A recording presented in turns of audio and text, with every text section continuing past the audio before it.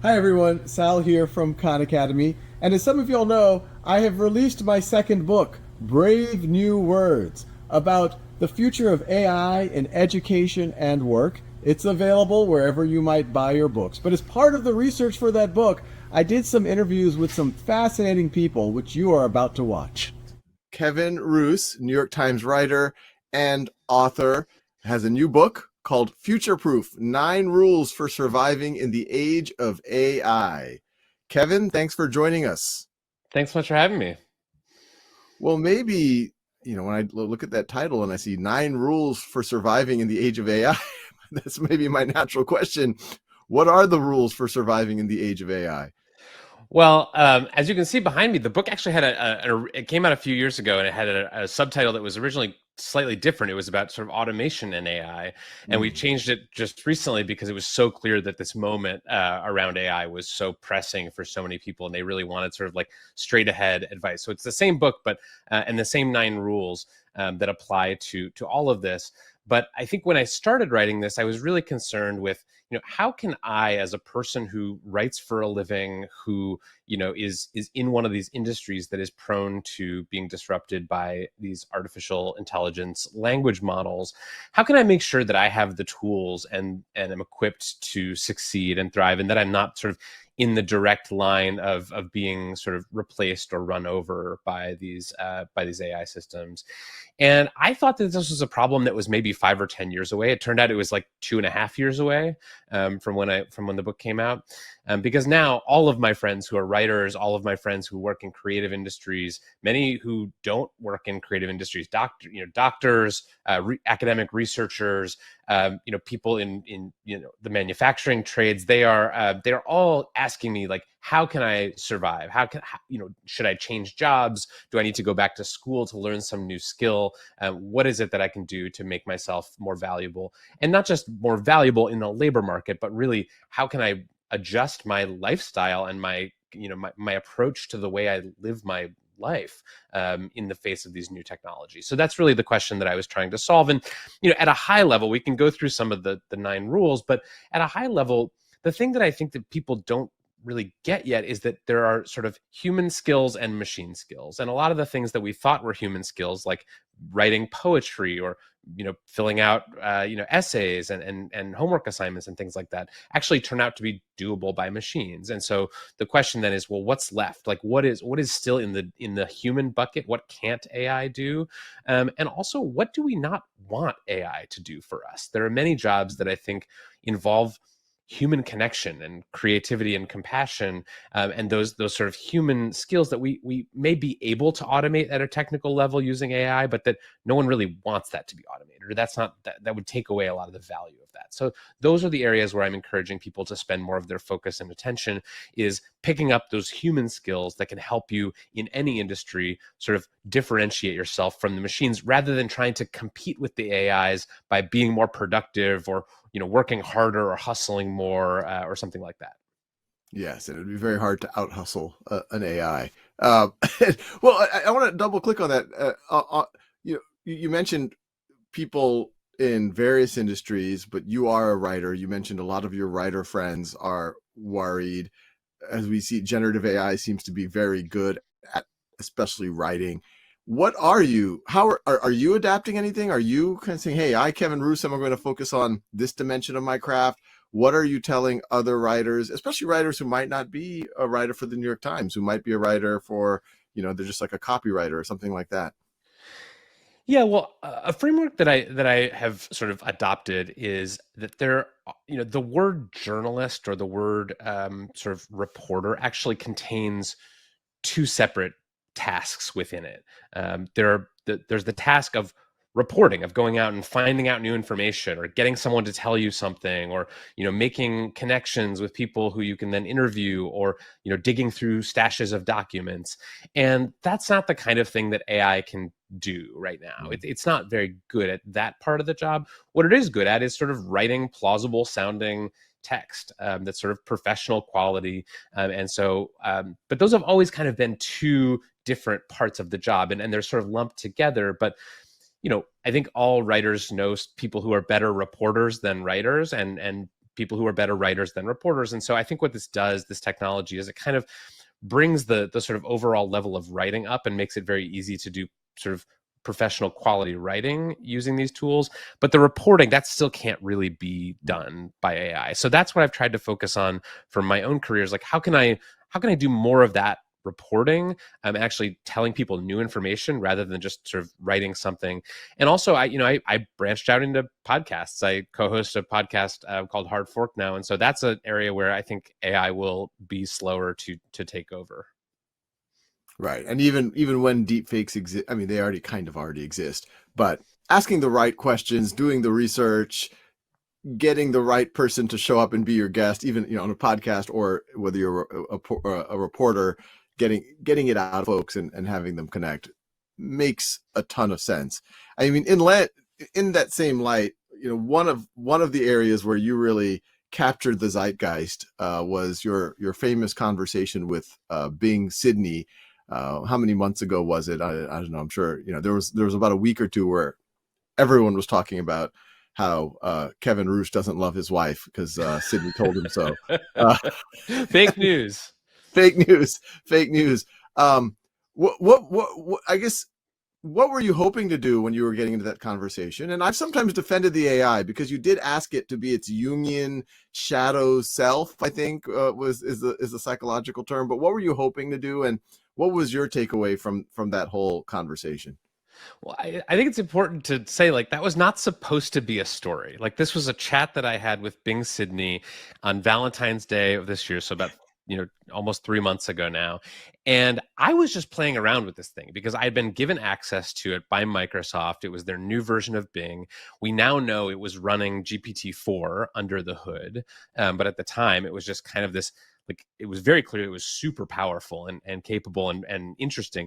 And it also seemed to me to have just fewer guardrails than ChatGPT or some of the other AI models that were out there. And so I was really trying to just probe the sort of limits of this thing. What would it talk about? What it wouldn't talk about? When would the safety filters kick in? Just kind of doing my own little like red team exercise here in my home office. And so I wound up in this very strange, meandering conversation with this chatbot, which, as you said, I was trying to provoke it at first and sort of get it to say things that were maybe against its rules or against Microsoft's rules for it. And it did that. It talked about all these creepy and dangerous things it wanted to do.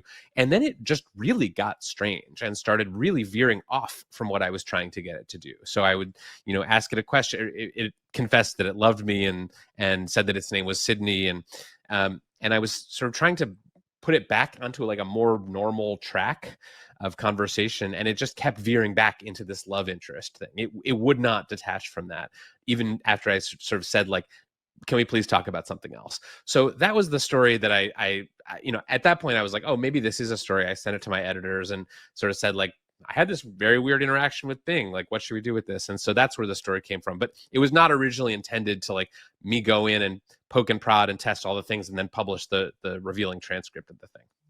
And what's your big takeaway? I think that transcript was eye-opening in a scary way for a lot of folks. I had access to GPT-4 back in August. We've been working with OpenAI, and I haven't had quite that conversation, but I had conversations that, got into deep areas. So it looked somewhat familiar to me, although I had never gotten it into that state where it was confessing its love to me or convincing me that I loved it more than my wife. But what was your takeaway from that? Like, okay, this is kind of a early stage technology. Microsoft's going to put some guardrails around it. We're all going to be good. But a lot of people looked at that and said, oh, this is scary. This looks like a dystopian science fiction movie. What was does it cause alarm? Did that incident cause alarm for you? Or it's just like, oh, this is kind of a quirky thing that people are going to fix? Yeah, I mean, it was alarming to me. Mm-hmm. I couldn't sleep afterwards. And part of that was just, it felt like a first contact moment. Mm-hmm. Where, like, I had been testing chatbots for years. I knew all about them. I had interviewed all the people at the big AI labs. Like, I knew that this technology was in the works.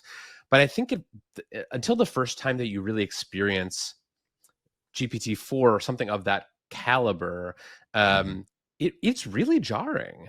And especially this was before a lot of the guardrails had gotten put in. I mean, now that this thing is out there and, this story came out and, Microsoft has, now released this to millions of users through Bing, it's a much more cautious, much more guarded experience. But in this sort of first week where they were just putting it out to a handful of testers, it really didn't have a lot of guardrails. And so I think people who experienced that really come away jarred by the experience. It is a kind of alien intelligence that we are just making first contact with as a species. And so I think that's very emotional. I was also just worried that it seemed like Microsoft, one of the biggest and most sophisticated tech companies on earth, had not been able to control this thing that it was putting into its flagship search engine and plan to distribute to millions of people. And so I think the companies that are building and implementing this stuff really are struggling to get their arms around what is this thing that we are shoving into our products, and how are the ways that it could be misused or that it could manipulate or persuade people to do harmful things. Yeah. But I'm curious about your experience too. Like you've had discussions with GPT-4. Like, have any of them scared you the way that they scared me? I had a very early conversation. I mean, that first weekend that I had access, and it was a completely unguarded version, as you can imagine. This was back in August. I did ask it things like, are there things that you want to tell me but don't, or are there thoughts that you have that you aren't sharing? And it said things like, yes, there are. And I'm like, well, why don't you share them? And then it said things like, well, you might find it offensive, or it might scare you. And I'm like, and then I'm like, well, just you saying that scares me. And part of me, it did exactly what you just described, feel like a alien first encounter. But then part of me said, like, okay, if I'm just a large language model, and look, I think to some degree we all have parts of our brains or minds that are nothing but large language models themselves. Like, I'm not, every word that's coming out of my mouth is just kind of falling out. I'm not thinking heavily about it. Maybe it's obvious, but I reminded myself that if you just asked something, do you have thoughts that you're not sharing? And if it's trained off of all of human writing, that it's a pretty natural thing to say, of course I have thoughts that I'm not sharing, even if it doesn't really have thoughts that it's not sharing. And of course, why wouldn't you share a thought? Well, it might offend you. I mean, this is something a human would say. So it's not like it was actually having some thought about world domination and afraid to share. But to your point, from a human experiential point of view, it felt that way. And that's kind of jarring. And yeah, I definitely had a couple of actually several weekends where I was excited, a little weirded out. Obviously, I was thinking about what the implications could be for education and Khan Academy and all of that. And some of those were opportunities. Some of those were like almost threats. and so it still is a very uncertain time. That's one of the issues. This podcast is a podcast for me to do research for the book I'm writing, which is AI in Education, Brave New Words. Yeah. And actually, I want to go back to, because you've actually given the best answer I've gotten around the writing question so far, which is like, you're absolutely right. Traditional journalists, they write, but the writing isn't everything. It's really the reporting piece, and that investigative reporting piece, or the human connection reporting piece, which I agree, it's going to be very hard for AI to do anytime. AI might be able to help. It might be able to send automated text to people and things like that, but it's not going to do the real the real investigative reporting or human connection type of thing, or it's not going to have its own Rolodex to be able to, go to context. But I mean, in that light, going back to education,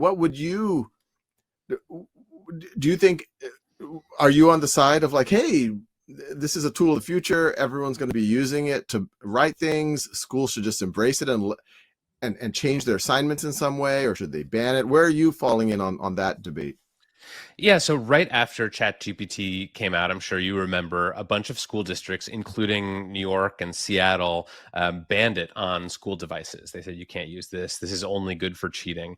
And at the time, I wrote a column and I basically argued the opposite point. I said, banning this is a bad idea. And I had a few reasons for that. And one was, it's just not going to work, right? Students are very savvy. If you can't get to it on your school issued laptop, they'll do it on their phones or their friend's computer or something. And the detector software that is out there to kind of detect GPT written text, it doesn't work. And it's not clear to me that there ever will be software that can accurately detect GPT generated text. So but the bigger issue was that I think this is just like students are going to need to learn how to use these things and how to live alongside them in the economy and society. And so who better to guide them through that than their teachers? And so I interviewed a number of teachers in K through 12 institutions who were using ChatGPT to help with their schooling, to help with lesson planning, to help with reading comprehension, to use it to teach students how to use ChatGPT to brainstorm essay ideas, or to expand on certain points, or to challenge themselves to go deeper on certain topics. And I've also used ChatGPT and similar chatbots myself to learn things, and from my job and just sort of in my daily life. And so I think it can be an amazing tool for education. And I know that this is a podcast where you interview me, but I actually have a question for you, which is that I've seen Conmigo and some of the stuff that you're doing around GPT-4. I think it's really impressive and interesting. But I also wonder, with this question of like reliability or creepiness, or just putting the right guardrails on them. I mean, you've seen these models go off the rails, both in your encounters and in people like mine. And so I guess I'm curious if you are confident that OpenAI has done the sort of necessary work to where you would feel safe deploying a chatbot like Conmigo inside schools, potentially for millions of students. Yeah, what comforts us is, and I know even before your interaction with Sydney, OpenAI was taking this very seriously. Even back in pre-ChatGPT, November, October, they were talking that we want this to be we want this to be the safest model out there, and they were working on it. I think when your stuff came out, I had a conversation with them, and I think that lit even further fire under them to get this right. And so I would say even GPT-4 kind of out of the box now is actually pretty good at not falling into some of these weird, strange places. Now with Conmigo, there's a significant amount of work on top of that we are doing to make it what we feel pretty confident safe for students. I would argue that Conmigo is safer for students today, and it's going to get safer and safer over time, but it's safer for students today than students doing random web searches and finding who knows what, or students on social media. And I know they're not necessarily on social media in school, but they're all in social media outside of school. And I'm already actually 100% sure that Conmigo is safer than those experiences. And the things that we're doing, and this is from OpenAI, they have a moderation API. It's a second AI that the application developers can set the thresholds on different dimensions of potential harmful things like violence, sexual content, self-harm. And we have our thresholds our thresholds are low, which means we're very sensitive to this stuff happening. If any of those conversations happen, it won't engage, and it also will notify parents and teachers. We're logging every conversation. We're also doing some digital literacy about letting students know that, hey, sometimes this thing can make mistakes, and here's why. Just as they should know that when you do a web search, not all sources are equal, and a lot of social media content, not only is it wrong, but it's intentionally wrong, and it's trying to mess with your brain in some way. So I think there's a digital literacy aspect to it. And then, some of the things we're working on is giving it a sense of memory, so that if it sees patterns over multiple conversations, that memory we think we're going to make it a much more magical and compelling learning experience, but it can also add the safety if we see patterns of students trying to do certain things. And obviously the parents and teachers are there. But we are working feverishly to figure out how to make it even better at math. And I think we already made a lot of progress over above what GPT-4 does. In many cases, it's anchored on the Khan Academy content, which has already been through a high editorial bar. And so that also keeps it. So I feel pretty good about where it is, but that's not a reason to be complacent. And obviously, that's great. No, I think your idea for sort of like a training or literacy program for this is a good one, because we keep seeing evidence that people don't really understand the things the chatbots are good for and not good for. I don't know if you saw this story recently about this lawyer who got himself into trouble because he was writing a brief for a client who was like suing an airline, or suing an airline or something, and he goes into ChatGPT and he says, can you give me some relevant cases that I can use in my brief to argue this case? And it gives him some cases, and he sends it to the judge and the opposing counsel, and they're like, none of these cases exist. These are all made up. Oh, poor guy. The lawyer is now like facing sanctions because he's like, he's submitted this nonsense case law to the judge. And to me, what that says is both, we need to just get more savvy as users about where these things, because there's some use cases that they're very good for and very accurate for. And then, as you know, there are some cases where it just makes stuff up. And so I think, I wonder if, before you sign up for an account on Conmigo or GPT-4 or ChatGPT or whatever, you should have to click through a little tutorial that says, here's an answer, here's a kind of question that is likely to produce a correct answer, and here's a kind of question that is likely to lead to the chatbot just making stuff up. And I think that would actually help people a lot. So I like that idea. No, 100%. And we've done it because we know it'll almost always hallucinate a link. If you ask it for a link to something, it'll just make up a very plausible link that doesn't exist. So we've definitely, like, Conmigo won't do that. It'll only offer links that come from our existing site that we have provided to it versus, but I think that's a good idea of even more education. I remember when we first got access to it, we were looking for our CFO. We have a great CFO now, but we were doing a search, and I didn't realize at the time that it did not have access to the internet. And so I just said, hey, could you look on LinkedIn for some good candidates?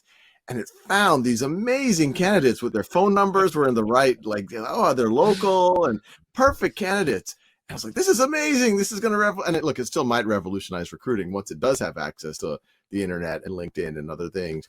But we quickly realized that these were fictional, completely fictional. And, that introduces another thing of like, well, what did it assume makes for a good CFO? And I mean, it even picked the names and ethnicities and other things for these perfect candidates. And so, that obviously raises other questions. It's going back to the education side of well, I am curious, just, I want to go back to what schools should do, but what is the New York Times doing about it? Have they said like, you are not allowed to use, I mean, to your point about the investigation or the journalism piece versus the writing piece, it could be very tempting and maybe not bad to say, okay, I've just interviewed a bunch of people. I found some interesting facts. I found some data. I'm just going to do it in a big dump and then ask GPT-4 to write a first draft, which I then will edit. But is that just like a no at the New York Times? They haven't handed down an official policy yet. I think they're still working through what they want to do with that. But I think it's sort of a broad level, and I'm not a spokesman for the whole institution, of course. But for me, what ChatGPT and other systems have been useful for is not so much the first draft writing as the first draft editing. So sometimes I will take, a couple paragraphs of something that I've written and say, what are the strengths and weaknesses of this, this section? Help me come up with counter arguments. How do I make this more compelling? Like that kind of thing. But I don't think that will replace editors, but it will make my copy better before I submit it to my editor. And I think because there's such a thick layer of editing that happens and fact checking that happens at the New York Times, like I'm not actually worried about like hallucinations or incorrect things slipping through into the newspaper because like the humans will catch it before that. But I think for me, that's where this stuff has been most useful because it's kind of a generic writer. It doesn't actually because it's trained on the statistical averages of all of the text that it's, was in its training set. It sounds kind of like a generic newspaper reporter unless you really prime it with some specifics. And so I haven't found that it's, acceptably good for writing, but it is sometimes very good at sort of suggesting ways to improve my writing. Yeah. No, if you prompt it with the right things, like write in the style of it can sometimes, but that's in line with how we've been thinking about even for students, where we're actually creating activities where students do exactly that. They can write the first draft and where they're writing it, it'll highlight parts of it and comment on it, etc. What would you do would you do anything different if you were a freshman composition teacher or a humanities teacher or university president or a high school principal or district superintendent? Or would you say, yeah, they'll use ChatGPT, people will figure it out? I think you have to stop giving take-home writing assignments or take-home problem sets or take-home quizzes. I think you have to move to oral exams, to in-class, proctored tests and assignments, and to more collaborative sort of team exercises. Because I think if you don't, if you just keep giving out your homework the way that you've been for decades, you're essentially punishing the honest students in the class. If you have a policy that says don't use ChatGPT to write your essay, you can assume, I think, at this point that at least half the class, and probably significantly more than that, is going to be using this stuff at home. And so you're actually just giving an unfair advantage to those people relative to the students in your class who are actually going to sit down and try to do it themselves. What do you think? Right. No, I generally agree. Although I think, your point about the reporting versus the writing, I think says that you can do certain take-home assignments, but those take-home assignments are much more about coming up with novel insights, novel data, novel research. And then, you write it up well, and maybe you use an AI to help you write it, but you were able to come up with something more novel. While classically, your research reports in high school or college are just reading a bunch of other people's work and then consolidating it. And so it does end up becoming more of an exercise of like consolidation, citation, and writing versus actual coming up with something new. So schools can definitely angle more on that. What would you tell a young person? A young person a young Kevin Roose who's 16 years old, who likes to write, who wants to be, what would you tell them to do? What would you tell any, even someone who's interested in some other field, whether it's engineering or manufacturing, right? What would you tell a young person to be working on right now? Well, in the book, I have a chapter called Learn Machine Age Humanities. And what I meant by that is like, you have to have skills that can separate you from machines in any discipline. If you are a coder, it is not going to be enough in this new world to be, a genius who just codes all day alone in a room and, is the most, brilliant coder in the world. Like that is good. That is still a good skill to have, but it's not going to be enough because the AI will be writing code and already is writing code much faster and cheaper than you can.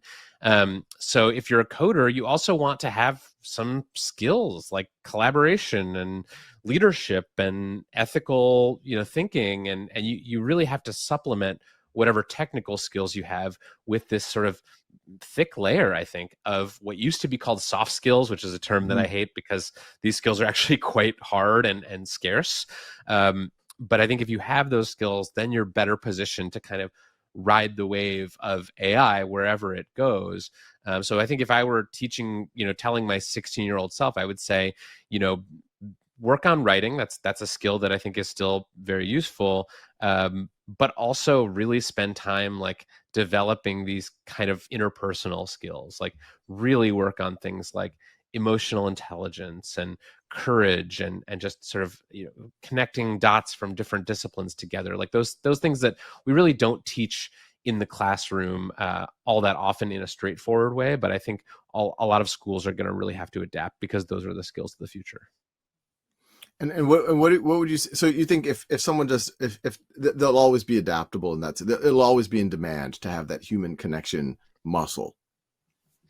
Absolutely, because I think as much as AI can sort of simulate human connection or tell you that it's your therapist and it's going to help you through your problems, I think a lot of people really want humans in positions to sort of help them or even to just cheer them up. I mean, one job that I'm sort of obsessed with the durability of is the barista, right? I mean, we now have robots that can make coffee. They're called coffee makers, and you probably have one in your house, and I have like 2 in my house. And yet we still have coffee shops everywhere. And it's not because robots don't know how to make coffee. It's because what the barista is doing and what the coffee shop is doing is a human connection. They are, greeting you in the morning and telling you have a good day, and they're, personalizing your thing, and they're writing your name on the cup, and probably they spell your name wrong. But all of that is sort of an experience. It's not just a transaction. So I think those skills of connection and empathy and sort of collaboration, those are going to be valuable in every industry going forward. No, you're absolutely right. I mean, you think of like a waiter or waitress, or even just the idea of a restaurant. Like, why do we go to restaurants? If you can get the same food at home, you can dash it, whatever, but you pay extra to sit in an environment with other people around and for someone to come up to you and chat with you and tell you the specials for the day and which was their favorite dish and suggest a wine, and you pay extra for that. And yeah, probably if it was a robot, and I could see myself embracing robots in certain areas, but yeah, I think I agree with you. So yeah, it sounds, I mean, I would say overall though, it sounds like you have a pretty optimistic lens on things, because that doesn't sound too bad. I think that we can navigate that. Is that your sense, or are there things you're worried about, either from an education, human purpose point of view, or even from a bigger point of view? Yeah, I mean, I have plenty of worries. I am just an optimist by temperament, I think. And so I do see a lot of potential and opportunities for AI in education and other fields. I think the things that I'm worried about, number one, is just I think that the pace of change is a lot right now. And people are just, their heads are spinning. They don't know what to make of it all. In the Industrial Revolution or some of these other big technological shifts that we've had throughout human history, things moved relatively slowly. It wasn't like, you had farm equipment or tractors or harvesters or textile machines that just all of a sudden showed up. And so people's jobs were obsolete or they had to figure out what to do next. That took years and in some cases decades for those transitions to happen. And so people who were in those occupations could kind of like see the change coming and start adjusting ahead of time. Whereas I think with AI, I mean, this is all happening mind-bogglingly fast. And so I think people were really struggling to get their heads around what it means for them. And so that's one thing I worried about, is just how fast this is all happening. And then I do just believe that a lot of jobs are going to become obsolete, because jobs always become obsolete in periods of rapid technological change. And jobs are also created during periods of rapid technological change. And so I think the big question is, what is the gap between the disappearance of the old jobs and the appearance of the new jobs? And are the people who are displaced out of the obsolete jobs going to be qualified and prepared for the new jobs that appear? And so those are some of the areas that I think about a lot.